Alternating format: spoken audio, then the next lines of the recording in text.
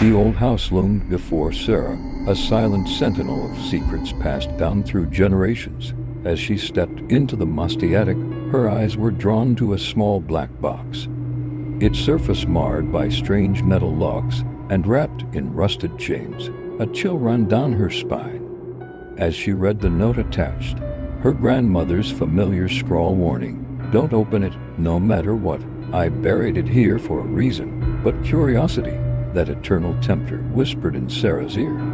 The chains clinked softly as she lifted the box, its weight seeming to shift unnaturally in her hands. Night after night, she toiled at the locks, each click bringing her closer to the forbidden truth within. On the seventh night, as the moon hung heavy in the sky, the final lock gave way.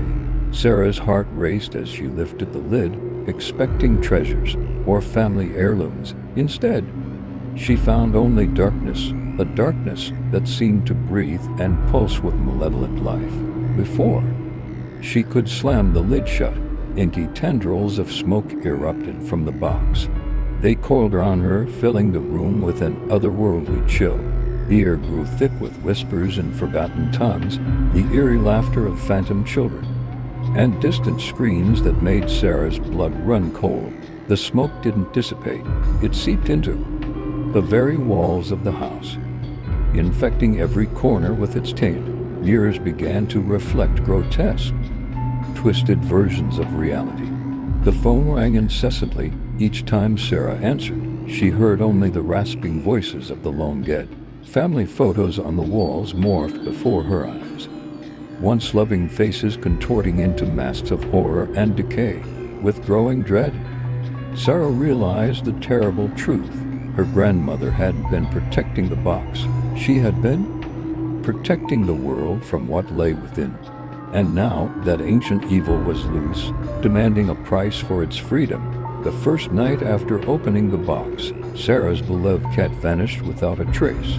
On the second night, her kindly elderly neighbor was found dead in her bed, her face frozen in a rictus of terror.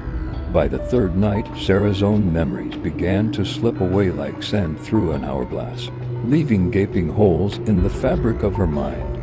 On the seventh night since unleashing the darkness, a figure coalesced from the writhing shadows. Its voice, like nails on a chalkboard, offered Sarah an impossible choice. Either you feed me a soul every week, or you return to the box instead of me. Sarah's gaze darted between the yawning maw of the open box and the family photos on the wall, the only faces left untouched by the creeping corruption. In that moment, she understood the weight of her grandmother's sacrifice, the burden that had been passed down to her. With trembling steps, Sarah approached the box. She took one last look at the world she was leaving behind, then closed her eyes and stepped into the waiting darkness. The lid slammed shut with a finality that echoed through the empty house. A week later, Sarah's cousin arrived to check on her. He found the house eerily still, no sign of Sarah anywhere. In the attic, the black box sat innocently, now secured with gleaming new locks.